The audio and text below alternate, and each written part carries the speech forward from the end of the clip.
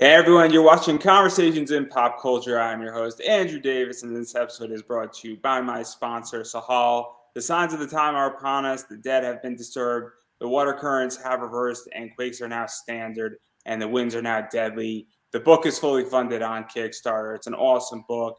It's a very interesting book. The art is fantastic, and I go recommend you check it out. Link is in the description up above, and I'm not going to bore you with the rest of my sponsors because I do want to get to my guest, and I have with me comic creator Madeleine Holly Rosing. So welcome to the show. Hopefully I got your name right.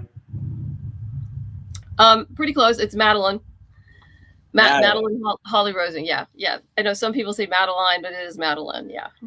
I stand corrected. Names are not my thing. I'm just going to let everybody know that if I get something wrong moving forward, feel free to correct me. I am more than happy to take the L on it.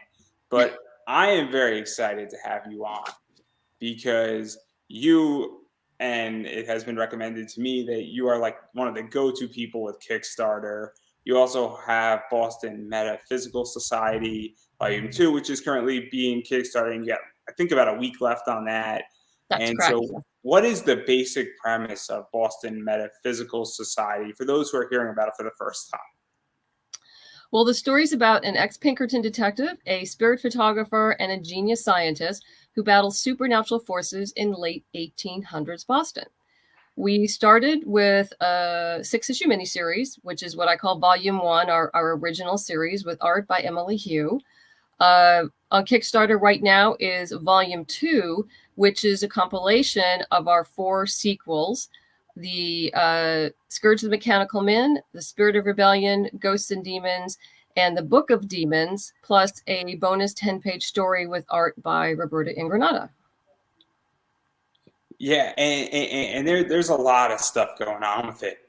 Yeah. And, you know, obviously, with this, where did this idea even come from? Because you obviously take the greatest minds in pretty much the turn of the century, and they couldn't deal with this shape-shifting, I guess, demon that came from another parallel world, and now it's up to this team, and it's such a fascinating concept. And where did even this idea come from? Well, this story was originally a TV pilot that I wrote while I was at UCLA Film School, and it was kind of interesting because it started off as sort of I was looking at like a Mulder and Scully and X-Files, but set in the late 1800s, with science that was more analog, except no aliens. I don't have aliens. And then a friend of mine at school suggested that I set it in a steampunk world. And I had heard about steampunk. I knew of it, but I did some research and completely agreed with him because it really fit with everything I was trying to do. And, you know, and I also love kind of the science aspect. So for me, it was really fun to bring in the original series, Bell, Edison, Tesla, and Houdini as a group called Beth, that were trying to solve the problem of the shifter, this interdimensional being that was coming into our world. And particularly since these guys don't get along, but they decided that, there was a greater evil, and so they banded together. But they're not the main focus of the story. They're integral to the original 6-issue miniseries and what happens there. But our main characters are Samuel Hunter, the ex-Pinkerton detective, Caitlin O'Sullivan, our medium and spirit photographer, and Granville T. Woods, who is their genius scientist, who, by the way, is also a historical figure himself. So he has a very interesting history with Bell and Westinghouse, the real Granville T. Woods. And in fact, he sued Edison for stealing some of his patents. I mean, surprise, surprise there. But the interesting thing is that Granville won the lawsuit, and Edison then offered him a job, but he decided to go into business with his brother and move to upstate New York. Granville himself was originally from Ohio, but since I'm the writer, I brought him to Boston because I can do that. To even go further into that, because obviously, what is that like? Because obviously, Boston is a fascinating city, Yes. and it's very cool for a lot of reasons. Obviously, very important, a variety of wars, very important, and things that happen, extremely historical. I happen to have a soft spot for Boston for a different reason, but the what was that like even setting it in Boston? Because obviously it does have very much an American, I guess, entrepreneurship realm. Is very much what Boston is. It's also very much an inventor town type vibe as well, and it also works with steampunk very well because that's something that I think is super cool, and obviously kind of sounds like a badass name to some degree too. Yeah. Well, for all of those reasons and more is why I set the story in Boston. Um, as you probably know, a lot of steampunk up until recently has been set in Victorian England. And I mean, the vast majority of it. And Boston Metaphysical is an American story. And I wanted it to reflect who we were as a nation. And some of it had to do with, very basic things like including women and people of color because they are part of our history. Setting it in Boston in particular, when you say Boston to an American, it almost evokes an emotional response because it has almost a mythic quality in a historical perspective. And plus, it's a very intimate city. So it was absolutely perfect for the story that I wanted to tell. Plus, New York and Chicago they've been kind of done to death. And they, like I said, they just don't have the intimacy that Boston does. Yeah, very much so. And I don't think that this would do very well in Chicago. Also, Chicago tends to be more gang and mob related, I Yes. feel. And New York, I mean, anything can take place in New York, but as you said, it's been so overdone at this point that it's kind of just like another New York story. You know what I mean? Yes. For me, it just doesn't do it anymore. And obviously, this is up in Boston and it does evoke emotion and it evokes, America in a lot of ways. And then one of the things is obviously I don't want to go through the first volume because you could get it on this Kickstarter if you haven't read it. But one of the things that I really like what you did in this series is that you didn't have a direct sequel. You had four smaller books that are being collected in volume two. That's That, correct. and I'm going to say it the nicest way I can view it, where it's almost like a side quest. I feel is a good way to put it. And there's sort of, I don't want to say they're not canon stories; they are canon, but they're all standalones is a good way to put it. Correct. Yeah. Yeah. My idea at the time was after finishing the 6-issue miniseries was I'm never going to do a 6-issue miniseries again in my life because that like took 5 years of my life and poor Emily's as well. And at that point, I wanted to do one shots, and I think it was right before Source Point Press picked me up, and I've been talking to Travis McIntyre, and we've known each other for quite a long time, and we talked about doing one shots, and I said, let me do one shots for a while and see how that goes. And so doing the Scourge of the Mechanical Man was a lot of fun because it finished off my Tesla arc that I started in the first 6 issues, which was nice to complete that. And also to put Tesla and Granville in like the same room together was a lot of fun because it's like the unlikely, buddy cop kind of story where these two have to deal with, once again, a greater threat, which was a lot of fun. Plus coming up with the twins as the antagonists. I had to bring the twins back. I've been doing a lot of these interviews and people were like, I really love the twins and the Scourge. And I said, I think I'm going to have to bring them back at some point. So what is that like? Because this is something that I struggle with very much so, where I like to give my audience what they want to some degree on Mhm. this show, and I know certain people like certain guests, but I also want some creative control. And so, how did you say, hey, people like this character or they like this concept, and how did you figure out saying, hey, I'm going to bring it back into this because people want it, but also sort of say, I want creative control because it's tricky because I believe in the WWE method where you should give your audience just enough, but you don't want to give them the whole cake, if that makes any sense. Yeah, no, I understand. I actually do get a lot of inspiration from my fans, and in the introduction for Spirit of Rebellion, I do talk about how that was inspired by a conversation I had with a fan. Not directly, but the conversation led me to think about certain things, about consequences for one's actions. And that kind of led me on a different path for Caitlin, which became really interesting for me and became interesting for the fans as well. So no, I do listen to fans. I don't take, direct feedback. And the new series I'm working on now, which probably will not be out till next year. I am bringing back a fan favorite. I'm not bringing back the twins. That'll have to wait for another time. But for me, it's like, it is something to consider to bring back the twins. And if I do bring them back, it will make sense to bring them back. It just won't be arbitrary.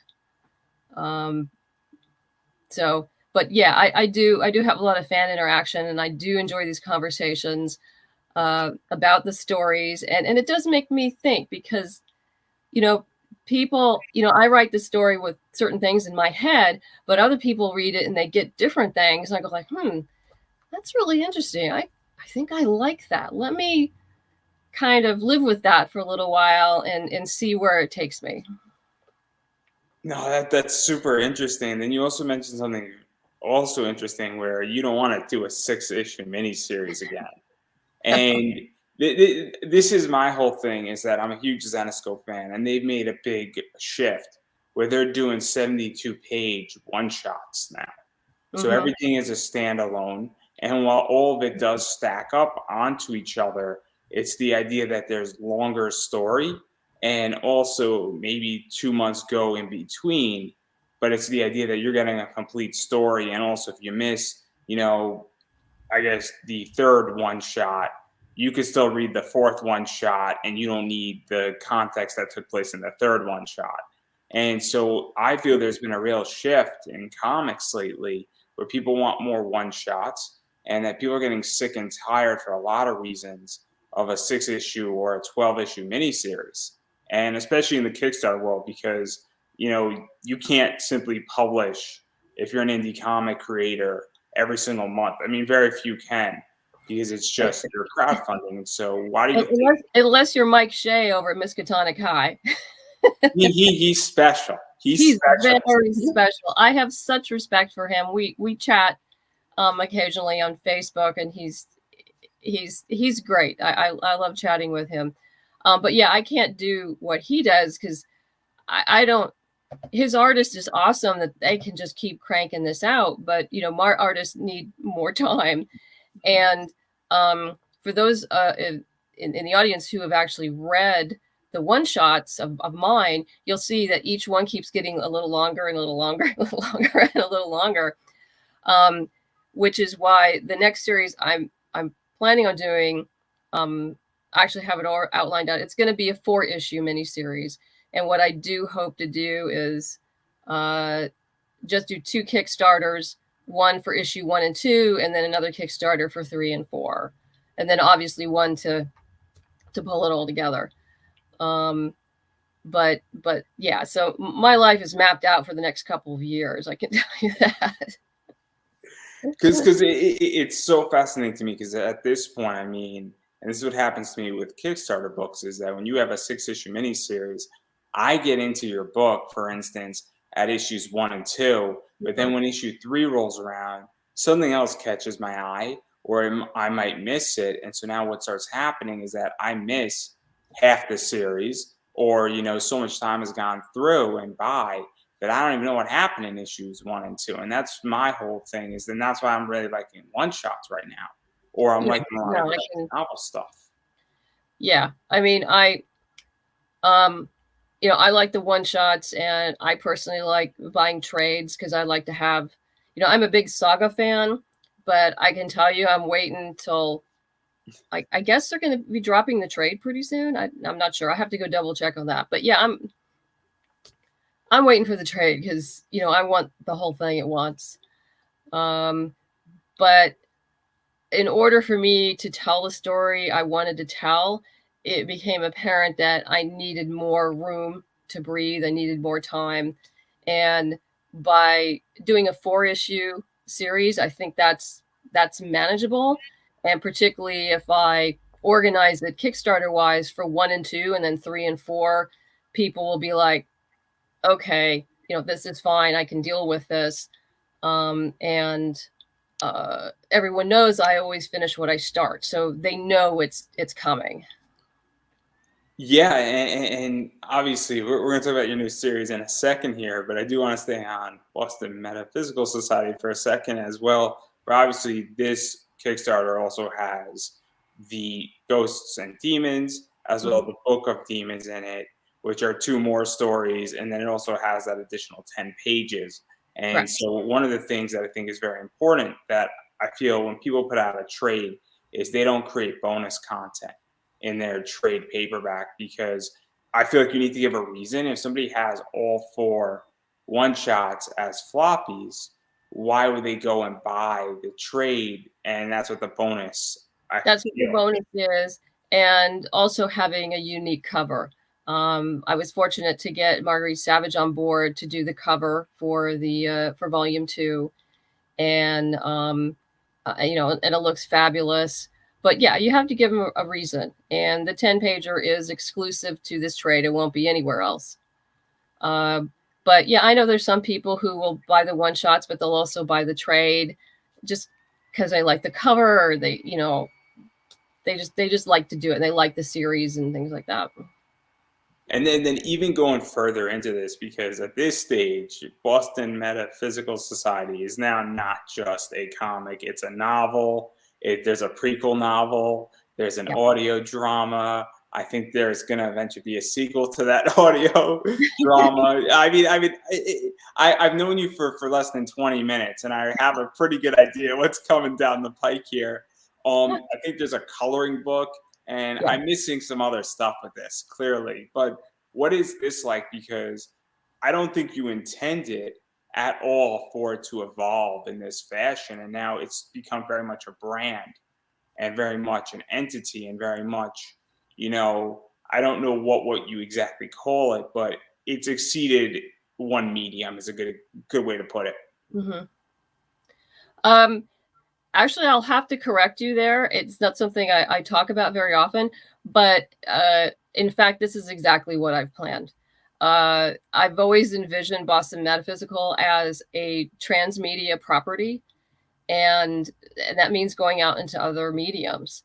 It just takes time, and and I have to give a big shout out to Eddie Louise and Chip Michael, who are my production crew for the audio drama. It's something I had thought about and considered before I had met Eddie Louise, but it was Eddie Louise who really kicked me in the butt and said, you have to do this. And I said, but only if I can have you and Chip on board. And the reason for that is they're the co-creators and producers of Sage and Savant, which was an audio drama that, was on for 4 years. It's a, steampunk time travel, totally fun. If you haven't heard it, it's terrific. And they're just amazing. We had an amazing actors on board. But it's also a tremendous amount of work. And granted, next time won't be quite as time intensive because, I've been through it once and a lot of things are already set now. But no, I've always envisioned this building out into other things. So to even go further into that, because I think a lot of people envision their projects, whether it's to be on television or to be in a novel or novelization. And obviously going to comic book to novelization or novelization to comic book is probably easier than going into an audio drama, I would imagine, Yes. because writing a novel, all you need is electricity, a laptop, or a processor, and maybe the internet, and you're pretty good for a while. 90% of it's covered. Yes. But what is this like for you? Because very few people, I think, achieved what you have achieved. in indie comics at this point. And you are, I can't think of somebody else, but I'm sure there is somebody else who has done what you have done. And what is that like? Because it's a massively exclusive club. Well, Girl Genius has done a lot. They're on, well, I'm not even on the same page as Girl Genius. Let me put it that way. They're amazing. Phil and Kaya Folio, and what they've accomplished over the years. They've also been doing this a lot longer than I have. And but wow, they have novels. I don't think they have an audio drama. I could be wrong, but they have games and video games, and that I haven't done yet. So they're pretty awesome. Lady Mechanica, who I'm going to be writing a story for when I finish this Kickstarter, I'm going to start writing that. Joe and Marcia over there, they're fabulous people. I know Marcia was very much intrigued about doing an audio drama, featuring Lady Mechanica. I don't know if they're going to do it or not, because it's just so much work. I don't know if they want to dive into that or not, but yeah, it's the Girl Genius, and there's probably some others out there that have done other stuff, particularly games. Yeah, no, because I am very ignorant on the entire audio drama realm, and even knowing who has done something and massively cross media, because the only cross media that I find that people really talk about is comics going to television. And I think that's a very narrow viewpoint of what a comic can be. A comic can be a game, it could be a card game, it can be a variety of other things. It could be an NFT Yeah. for all people know. And I think a lot of people don't think about it that way. And I think it's super interesting what you've done. And then even going further into it, it also gives you a lot of leverage as far as your audience, because if somebody comes in on the comic realm, they might be intrigued then to read the novel. And then they might be intrigued to read, or not read, because you can't read an audio drama, but you're going to listen. You're going to listen to the audio drama. Yeah. Yeah. And so what is that like? Because now you're really leveraging your audience in a lot of ways. And you're also giving a lot of entry points into a property, which I think Correct. is something that is super important right now, because everybody comes into certain things in a different way. And so that's sort of cool, I think, as well, where you figured out how to really leverage your audience effectively. Yeah, I mean, that's part of the process of this. I mean, this is my business. This is what I do full time now. So yeah, I have to think about these things in order to keep moving forward and producing and paying my artists and my letterer and my pre-press guy and, all the folks that help make this happen. So yeah, I do have to think about, the broader view of it. But there's also no rush. And, I'm glad I didn't try to rush into doing the audio drama any earlier than what I did, because then I wouldn't have known Eddie and Chip.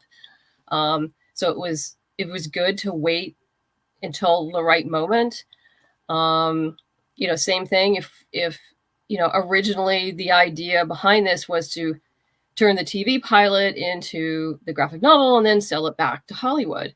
But a funny thing happened during all this, and I decided I really love writing comics, and I love the indie comic creator community. This is just a terrific community that I so enjoy being a part of. So I stayed.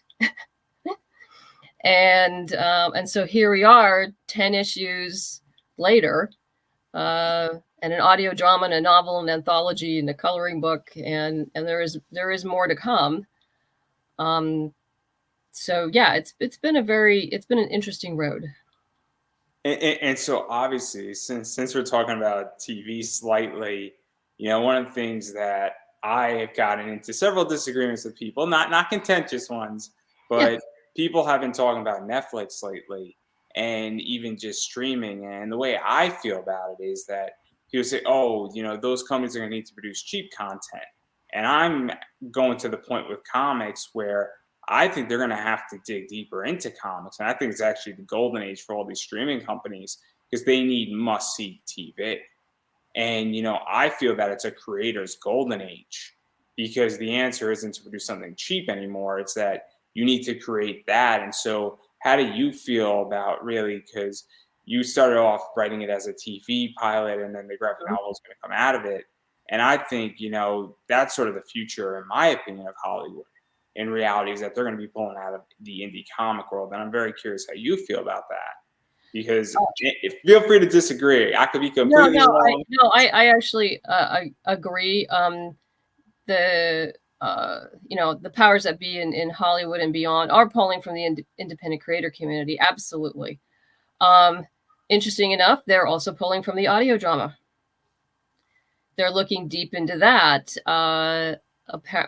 To my knowledge, you see more and more, network cable developing their own audio dramas almost as a testing field to see how audience responds, because it's much cheaper than doing a regular TV pilot, or even an animated one, to see if they've got an audience for it. And if they do, then it's worth spending the money to either move it to live action or to animation. And, yes, animation is going to be cheaper than live, but it's not cheap. No, it is not cheap. And it is not cheap, and you still need good stories. I mean, we've been watching more and more and more animated series, both anime and animation. And I think I just finished last night the second season of Pacific Rim: The Black, and that was really good. And then there's Vox Machina, which is that's just, don't have children in the room if you're going to watch this. This is not child friendly at all. It is not appropriate for children, but it is funny as all get out. Castlevania was great. No, there's a lot of good stuff out there. Yeah, because I mean, the way I'm seeing it is that, nothing against DC or Marvel, and I don't think those companies are done by any stretch of the imagination. No, never. I think the idea of what's going on is, I just think they've gotten lazy, and that's really what I think. And I think that they haven't felt the pain yet of their laziness, and when they do, there will be a shift in the way they produce things and the stories they tell.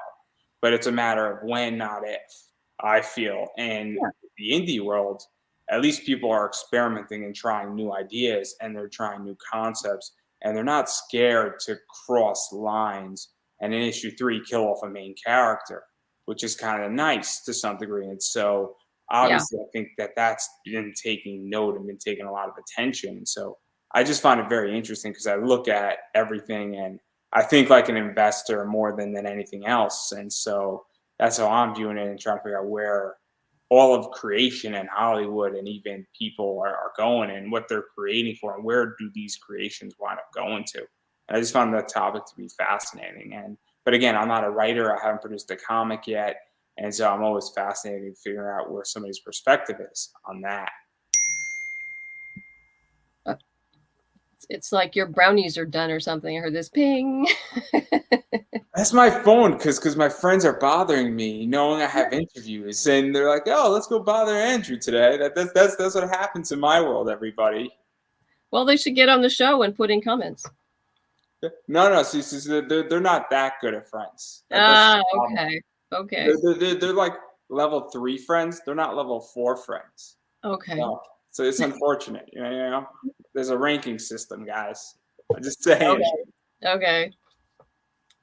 But I actually do want to dive into rewards before we talk about your new series, and even talk about Kickstarter, because you're the go-to person apparently. By one named Sam Quinnen explained that you are the go-to person for Kickstarter, and that you cheated him out of writing a book. He was going to write a book, and then he read your book, and he's like, "I can't beat this." Sam is great. Yes, I did write a book called Kickstarter for the Independent Creator. I wrote it.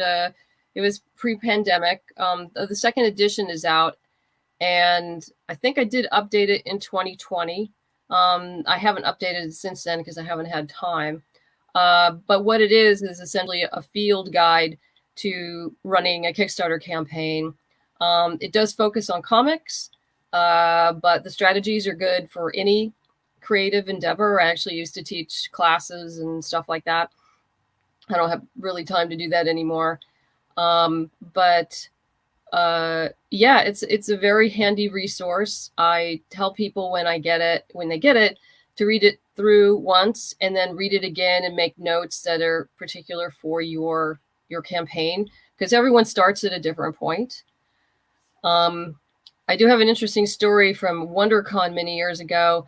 A gentleman came and bought the book from me on a Friday night, and then he came back Saturday, and he came to my table. He says, "I read your book." I said, "Great." He goes, "I'm never going to run a Kickstarter campaign." And I looked at him and I said, "That was the best $10 you ever spent, because now you know what is required to run a successful campaign. And if you're not willing to do that, which by the way is okay, running a crowdfunding campaign is not for everybody, but he's had the information in his hands of, everything he needed to do. And now that he had that information, he could decide, okay, I don't want to do that, so let me self-fund in another way, or look for investors, or just save money, do whatever you want to do. But That's so it is, interesting. yeah, it is a second full-time job most of the time. And you do have to, pre-prepare for all of this. So yeah, and it takes a lot out of you. It's, you're putting your heart and soul out there in the world for people to judge, and not everyone is going to like it. And so you have to be able to deal with that. Yeah, I mean, I have my own thoughts on Kickstarter, where there's a lot of people who also don't exactly have never run a business before. Yeah. And running a Kickstarter is running a business. Now, it might not be, your full-time business, but you need to have your money in a row. And a lot of people, and this is not a knock, I find that in America and in the world, a lot of people are not financially educated. And Yeah, no, that's true. it's a real problem, and it's something that we should be teaching in schools. But No, it's I agree. neither here nor there. But the idea is that I see it all the time on Kickstarter, where somebody's like, "Oh, I funded $8,000, but your book cost you 6 grand. Your printing was 3 grand. You're 1,000 in the hole, and that's a bigger problem. And now you don't know how to fund your next book because you don't know where you're going to get your next $1,000. Just get to the art of issue 2, and it becomes a whole budgeting fiasco." And Yeah. so I look at this and I also say, "Hey, look, are you selling the farm to pursue something that you want to do and that you love doing?" And it's a whole balancing act. And I think that a lot of people don't think about this, and it's very complicated. And I'm thinking about all this too. And there's a reason why I haven't done a comic yet, because I'm even saying, what am I going to be risking to do this comic? And I have to get my priorities straight. And no, nothing against, do I chase the glory, or do I keep my working regular life that's making me relatively happy? And there's other ways that I can make a lot of money in the Yeah. world. Well, there's other ways of doing this too. I mean, you can say like, okay, here's my printing costs. I'm, going to do a short run or whatever you're going to do.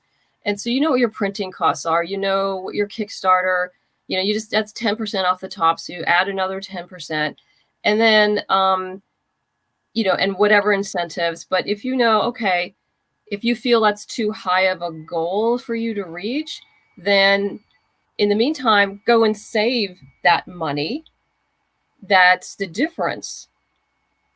So if your actual funding goal is, $3,000 or something, that's just an arbitrary number.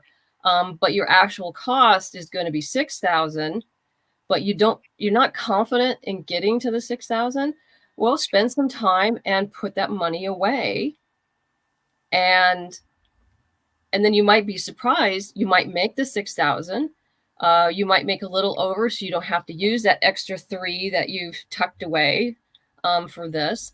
So there's a lot of ways you can do this. And I know people who've done that they've like, okay, I know I'm going to ask for this amount on Kickstarter, but I've tucked away this amount to fill in the blanks.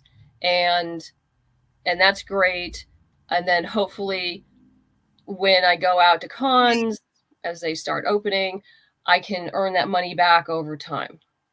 But then you get, you haven't accomplished, you could say, one, I've funded on Kickstarter, I've had a successful Kickstarter, which does say wonderful things about you, that, you've accomplished this task. It's this very hard task. And that you've produced this comic or book or whatever you're doing, and you can bring it out to the world. And it might be that this is just a way you do it, and you just wash, repeat, and it may take a few years. I got lucky on mine. I got no problem admitting that. I got lucky on my Kickstarter. I funded and I got lucky. That's all I'm gonna say is I got lucky. Well, that's wonderful. But I wasn't asking for a huge amount of money. I got lucky as fuck. I got lucky as fuck. No questions about it. I will openly admit that it was pure luck. I was in the right place at the right time to get funded. And so maybe I just said I'll be on this show, and then I got funded because I was on a certain show and it was helpful. But I digress right there. I believe luck is a skill. Is all I'm gonna say. Yeah. What is the saying that luck is when skill meets opportunity? It's something like that. That Something might like be the that. whole thing. Something like that. Yeah. Or somebody said, the harder I work, the luckier I get. That's another one that I really appreciate. Meaning that the harder I work and the more effort I put into something, the luckier I get. Implying that if you put work into something and like you do 90 interview shows, the likelihood of you getting funded is probably going to be higher than somebody who does one. Correct. Is all I'm going to say on that. Correct. Actually. Correct. Super interesting, and I'm glad you took a book away from Sam. I'm glad for that. He has important things to do, like writing 47 Furious Tales. That's right. He doesn't need to bother himself teaching me how to run a Kickstarter. That's all I'm gonna say on Sam. Yeah, Sam's great. Sam's great. I don't want to be taken out by Sam anytime soon. But I actually think that a lot of people should read your book, all jokes aside, because it's one of those things that because it'll either encourage you to do a Kickstarter, you'll have the information to do it, or it will say, look, this is what a successful Kickstarter entails. And that is just as valuable in a lot of ways, I feel, is that saying, oh my God, this is how a successful Kickstarter runs, and this is what I need to expect. Maybe I don't want that. And maybe I don't want to torture myself, and maybe this isn't for me. I'm a big believer in comic book investing, and I am very upfront when I talk about this. And I'm like, look, this might not be for everybody to be in that sector, because it does require certain skills. It requires patience. It requires understanding, and it requires a lot of research to do it effectively and do it correctly. And you will take bumps and you will take losses in the short term for the long term. And you also have to have nerves of steel sometimes. And that is not for everybody. And it's all right. There's no shame in saying, look, Kickstarter is not for me. There's no shame in saying, I will just self-fund this myself, and then I will follow just a more traditional path of distribution and selling it. So I think it's absolutely. They're all valid. They're absolutely all valid, and I know people who do that as well, and they're doing very well. So yeah, it just whatever works for you. I've just been fortunate that this platform works for me. So here I am. It's also a science. Kickstarter in many ways is a science, and it's also a formula to some degree. And there's different modifications, from my understanding, where everybody has sort of a different play on it. Comics Tribe has their way they do things. Other people have their way. I think you have a particular way that does it, but it is very formula. It is very science oriented, and so it's very interesting. And I know what I'm buying in the next week or so. I'm definitely going to be buying your book because I need to read that. I do. I think it'll be helpful in the long run.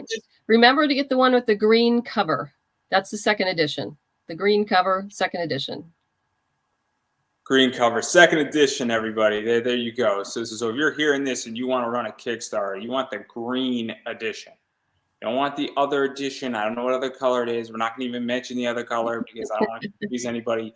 Green edition, second edition. Hopefully, if you're ordering it off of Amazon, or I'm sure you have a website, it will say second edition, hopefully. It does. It does. Yeah. So I just want to make that crystal clear because I don't want to steer my audience into getting the first edition. And first editions are fun, but in this case, the real value of this book is actually in the knowledge and not the print run of it. Yes. So I'm just going to say right there, and then I do want to talk about your new series because I actually don't know anything about your new series. Well, the new series, when I talk about the new series, it's still in the Boston Metaphysical universe. It's just, it's still in the Boston Metaphysical universe. I haven't talked a lot about it, just because it's kind of an offshoot of the end of the Book of Demons. It pretty much tells people where they're going to go next, and they're leaving Boston. I can say, Tesla is back. They're going to be going to Colorado Springs. So we're going to be looking at the United States from a different viewpoint in Colorado, and being introduced to some interesting new characters, and delving into more of the alternate history that I've developed, and more about the great houses that dominate the political structure of what I call the great states of America. Yeah, see, this is what I like about your entire universe. I feel that you're not milking this series, but you're giving sequels that don't touch the core story, but then create, offshoots and then also enhance that main core series. And I feel like too many people, they're like, oh man, I got a great book. And I was going to stop after 6, but then they want to do a 7. They want to do an 8. They want to do a 9 because they're making money or they're doing really well on Kickstarter. And I have a lot of friends, nothing against a bunch of my friends, but I'm like, you expanded what was supposed to be a limited mini series from 6 issues now to becoming an ongoing. And I'm like, there has to get to a point where it becomes disingenuous. And I feel like you've done the opposite. You said, look, here's where the 6-issue series ends. Then we have these one-shots. And now we have an offshoot of one of the one-shots that's also only going to be 4 issues. But then there's something's going to offshoot of that. But I don't feel like it's becoming disingenuous. If that makes any sense. Yeah, it will just, you'll learn more and more and more and more about the world. I think I've actually announced it. The name of the series is Boston Metaphysical Site. It's Murder at Pikes Peak. So they're actually going to be part of a murder mystery or mystery at Pikes Peak. One of those. I forget. I don't have to decide now because, I'm still writing it. Yeah, you're not launching a Kickstarter on this for a while. So no, not for a while. Not for a while. It could also just be like all of a sudden something comes up to you in the middle of the night. You're like, that's the best title ever. No, usually I slave over titles. So. Oh man, I have a very, very different way how I come up with titles for things, but this is neither here nor there. I usually get hammered and then I just write down like 15 things and I don't look at it for a week and then I'm like, oh, that's a good idea. And I don't know how I get to it, but that's usually how it works. Hey, that's a great way of doing it. Especially if you're out with your friends and then you're just shooting titles around. It seems like that's a good one. And then you don't even look at it, and it's just because it's like your brain relaxes. And all of a sudden, like when my brain relaxes, like I just come up with something. And like I like to also have things that sound a certain way and sort of have like a parameter and a beat to them, because this way it like rolls off the tongue. No, I agree. Yeah, no, I agree. It just rolls off the tongue. Like it's just cool to say. Like it's like a punk rock band. That's how it sounds, and it just sounds like, oh man, it's like an exclusive club. That's exactly how it sounds. And yeah. So I'm just saying, but I digress. I'm not going to push it too hard on the new series, but it's going to be fun. It's still, it's like I said, I do have it outlined out, so I do know where it's going.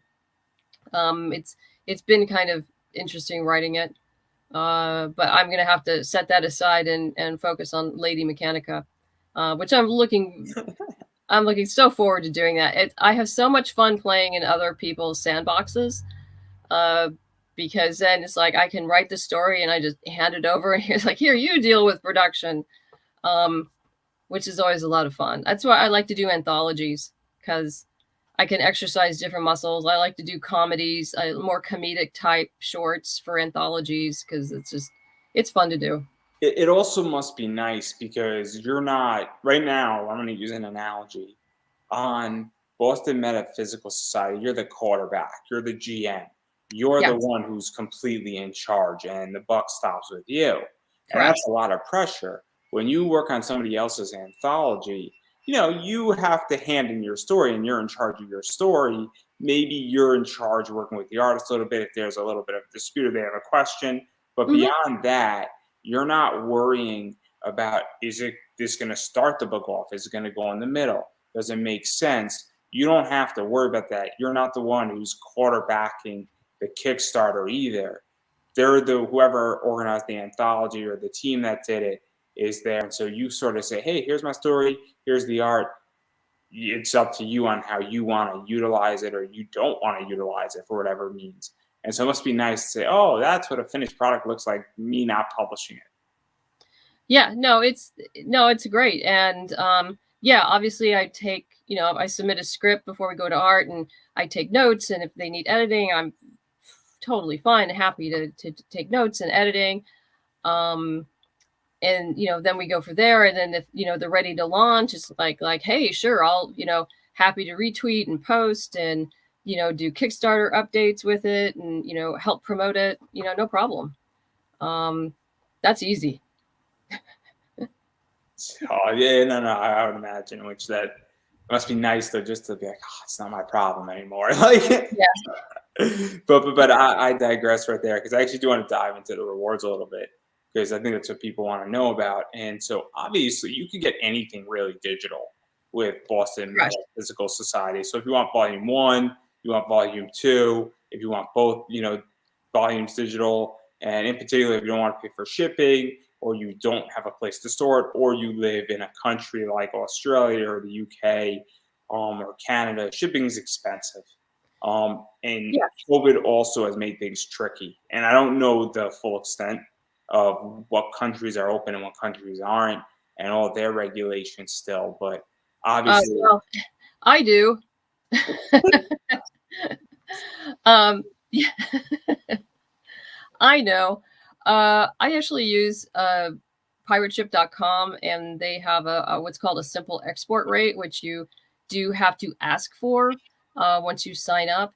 And though USPS is having, I'm not sure they're doing Australia or not anymore. I know there was problems there, but I got all my stuff to Australia. That was not a problem, because they don't go through USPS. They have a different system, and it's worked out very well. The only thing with the EU backers is VAT has gone up, and I fortunately with the simple export rate, I've reduced shipping costs. I'm able to do that quite a bit depending on how heavy the package is. Between the difference between pirate ship and USPS, but they still have to pay VAT, and there's nothing I can do about that. I mean, I do talk about it on the website. So like, you guys are going to have to, be aware, you're going to have to pay VAT. Um, and I can't do anything about that. So, I mean, there's people that they understand. Um, Sometimes they get a bit of a sticker shock when it arrives, because they increased VAT, I think, last year to all EU nations.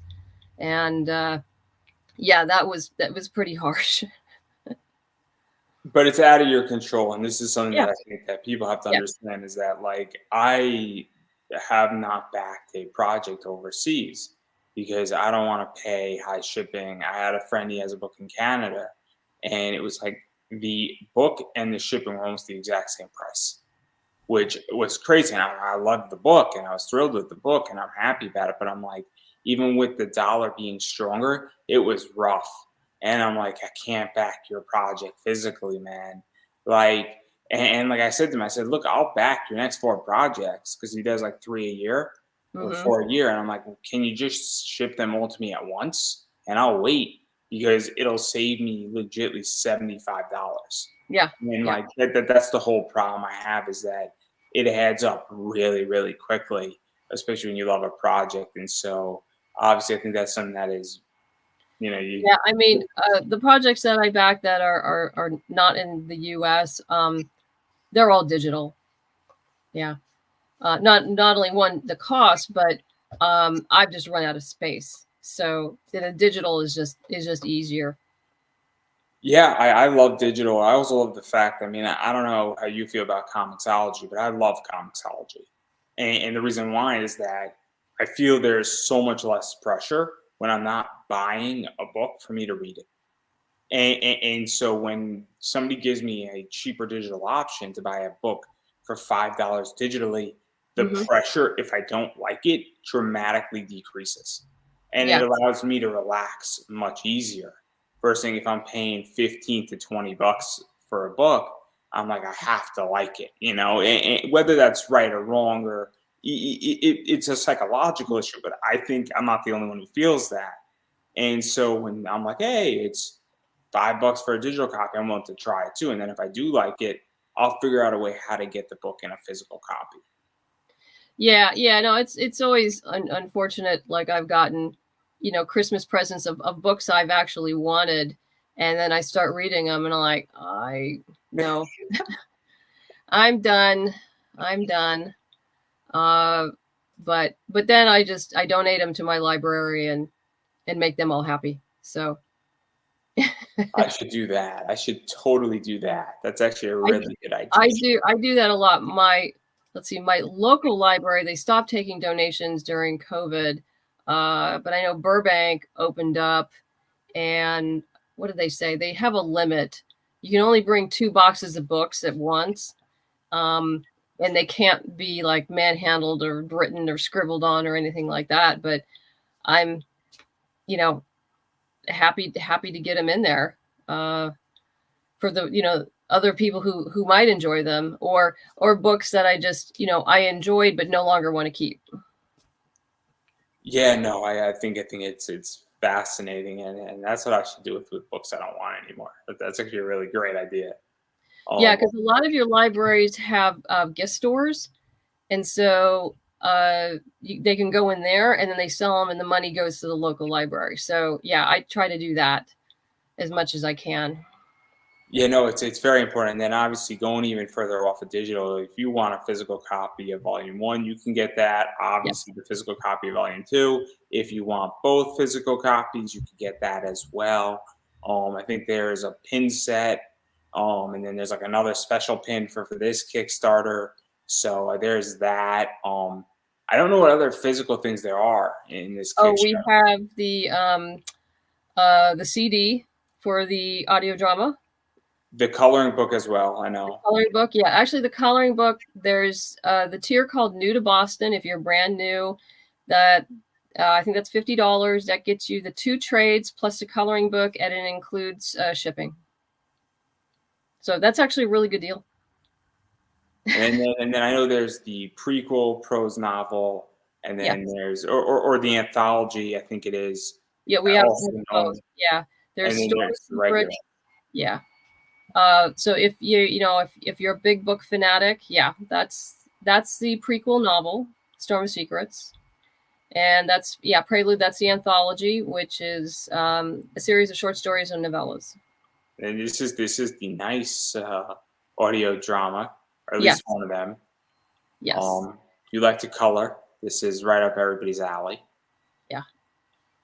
And then this is a cover right That's here. the cover of volume 1, and that's the cover of volume 2. And so and then obviously there's pretty much, I think, the everything kit, that if somebody wants everything, they can get it. And so obviously, and then if there's something they do want from Boston, metaphysical society and it's not on this Kickstarter, I'm sure if they reach out to you, if you can make it happen, you probably would make it happen, right? Yeah, absolutely, absolutely. Yeah, I, we I don't know what's not on your Kickstarter though. That's the problem. Like legitimately everything's on your Kickstarter. yeah, pretty much, pretty close. There's some combinations that aren't, and then yeah, people have reached out to me and we've talked about it, and some will do it separately, and some they'll be able to add on, with backer kit when I eventually send out surveys. And then there's also the thing where somebody might say, "Hey, look, you know what it is? I want 2 copies of the book," and obviously all that is handled through backer kit, or it could be Yeah. adjusted and it can be handled. And then the other thing that I like what you do, and I think this way because I'm very much interested in protecting comic shops and I'm interested in protecting eBay stores, and I run a comic book eBay shop essentially where you have retail packages, and I think it's very very important that actually a lot of Kickstarters do that and they start to understand that the comic shop that you're selling to needs to make money and Mhm. that you as the Kickstarter need to make money as well, and also the idea that you're getting into a comic shop because Yeah. when you get into a comic shop, it's not just you making a sale to a comic shop, it's also advertising to that audience because not everybody who buys from, a comic shop goes on Kickstarter. And there's a bunch of people who will not go on Kickstarter for whatever reason. They don't trust the platform, they might have been burned, but you want to expose them to your book and maybe they can't get to a con that you're at. Yeah, there's people who don't do Kickstarter, totally fine. They really enjoy just going to their local comic book store, which is awesome. I think everyone should go to their local comic book store. We love them. Um, Especially this Saturday. Especially this Saturday. especially this Saturday, yes, especially this Saturday. Uh, Got to keep those comic book stores open.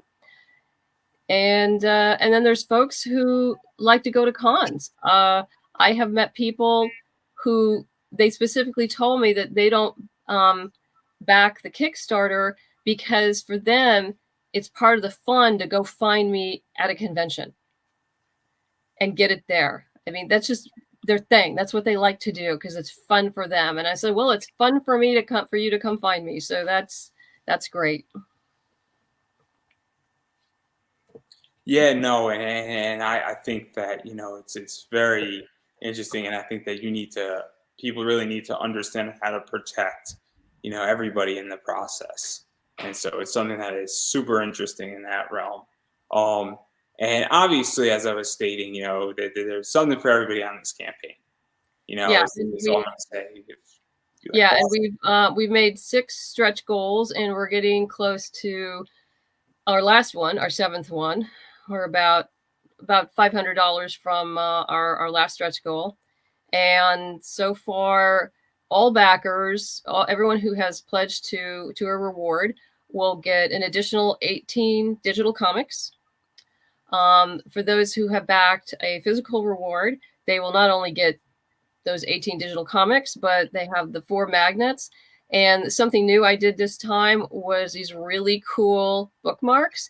They're metal bookmarks with a copper finish, and Alejandro Lee did the design.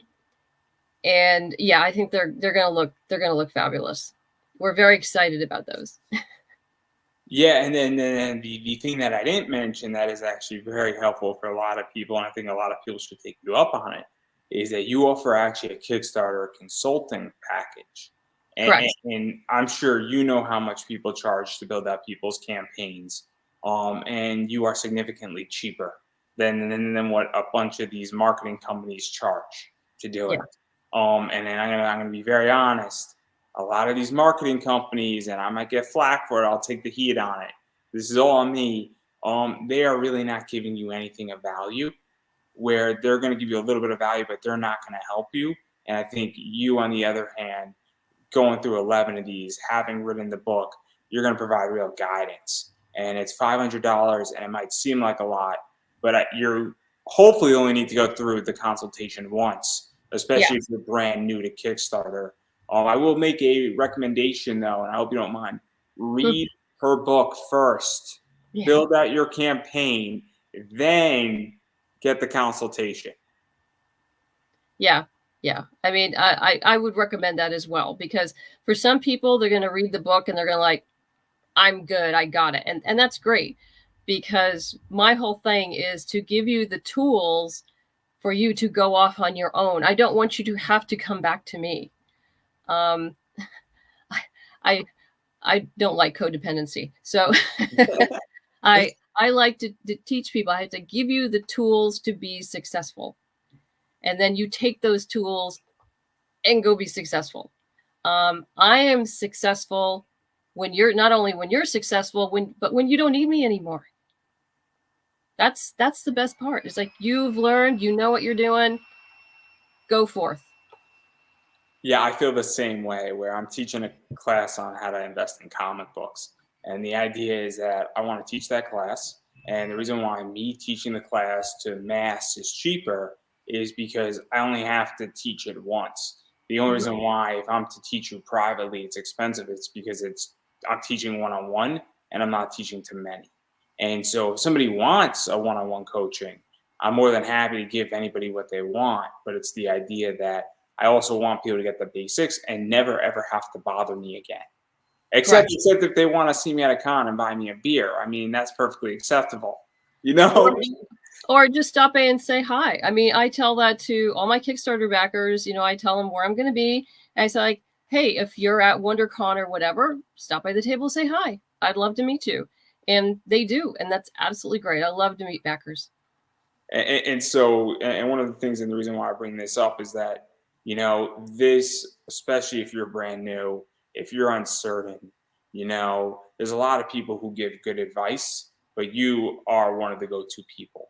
I've seen this tier offered on a lot of people's campaigns. And one of the things that I understand is that um, I don't think most people have the experience that you have in this sector. And so if you're going to go to somebody, it might cost a little bit more in the short term, but it will save you thousands, if not tens of thousands in the long run. And that's something that you have to really consider. And I'm going to encourage people that if you're listening to this, you might want to look into taking up that tier because it will be very helpful to you. And so that's something that I think people really need to know. And you also need to vet who's going to be teaching you what. Because there's a lot of people who say they can do X in comics when they really can't. And nothing against the indie comic community, but whenever there's an area where people can make money, there's always shady people involved. Oh, yeah. Yeah. You're always going to find someone. But yeah, there's also some good people out there as well who are also teaching and have good courses. Guys, I'm telling you right now, she's being very civil. Very civil. She's the best. Let's not pretend around here. She's really good at Kickstarter stuff. So I'm just saying that you could go to the best or you could go to not the best. And well, clearly, I'm trying to sell you a $500 tier. Clearly, Thank you. Thank you. That's very nice of you. I'm getting no kickback. It's all good. I digress right there, though. Obviously, though, I'm looking forward to reading this book because I think this book, and I wish I had more time during my campaign before I launched mine to read your book because I think my campaign would have done another $200 to $300 if I actually read your book. And I think what your book is going to outline is going to be very helpful. So again, read the book, buy the book, read the book. If you want to be doing Kickstarters, or even if you have done a Kickstarter and you didn't get the result you wanted, that's something that is also very important as well, where a consultation for your next Kickstarter can be very helpful as well.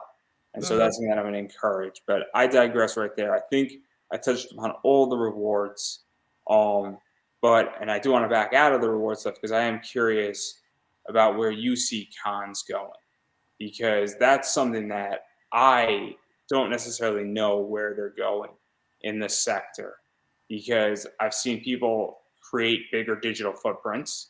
Obviously, I've seen shows like this popping up a lot more. I started doing my show in March of 2020.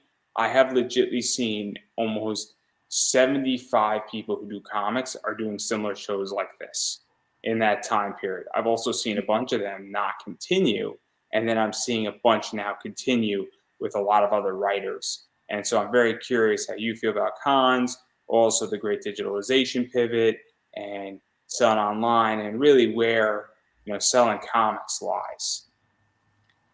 Well, I'm a big fan of cons, and I think they're coming back. I did 6 cons at the end of last year. Uh, I'd say all of them were profitable. Um, I think, as people become more and more comfortable coming back, I think cons will come back. But, it just may take a little while. I'd probably take another full year before a lot of people are comfortable. I mean, I am. I'm totally comfortable at a con, but others aren't. And so, I think, I don't think their cons are dead and buried by a long shot. I think they're definitely coming back, and people want them to come back. They miss the camaraderie. They miss hanging out. They just miss the whole energy of it. They're fun.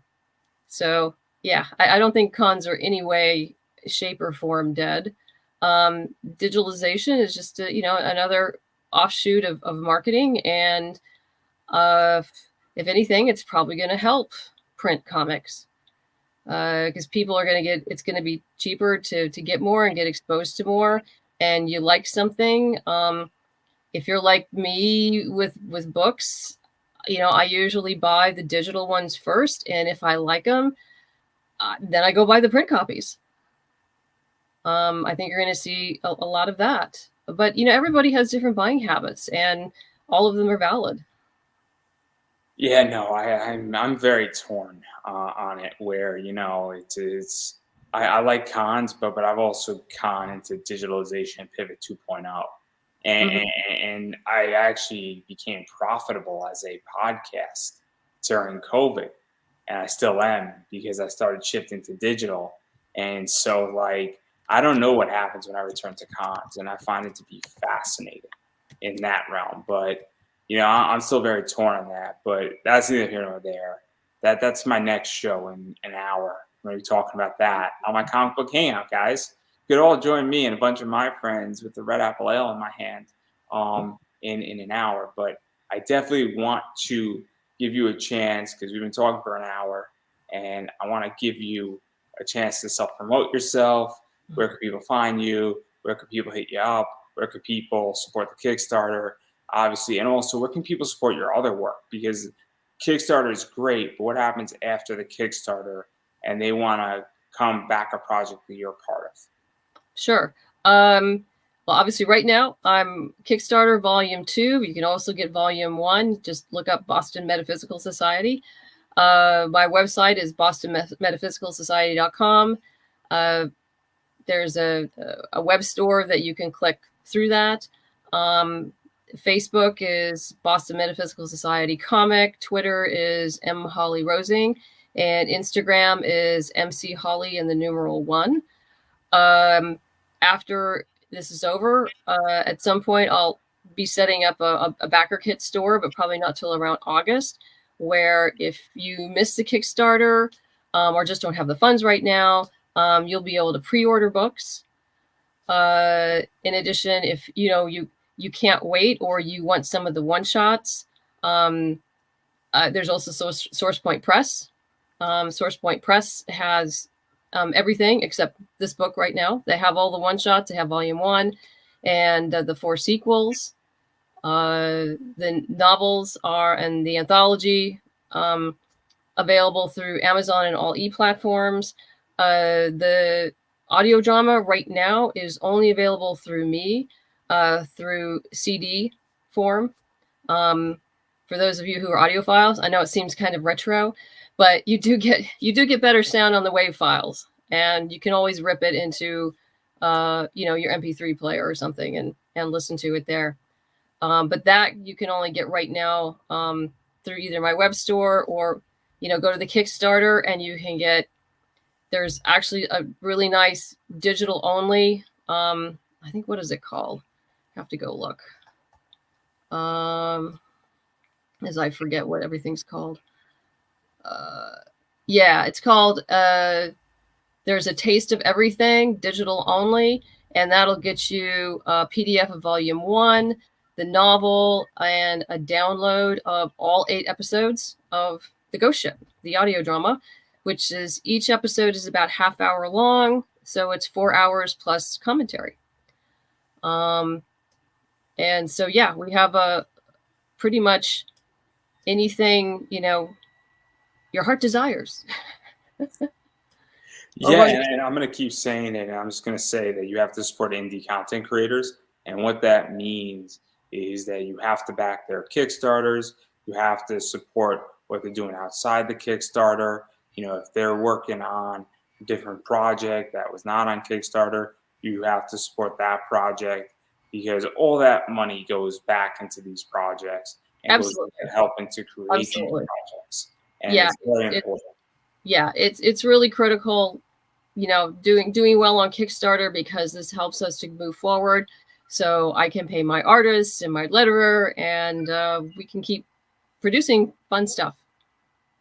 And so obviously, and also I'm going to say it as well, where you said that if somebody doesn't have the money, obviously you're opening up a backer kit store later on in the year. But even going further into that, one of the things that people really need to do is share things out on Twitter, share things out on Facebook, share things out on Instagram, because sharing something out on social media is free and it goes a long way, especially Absolutely. if you're in a rough Absolutely. spot.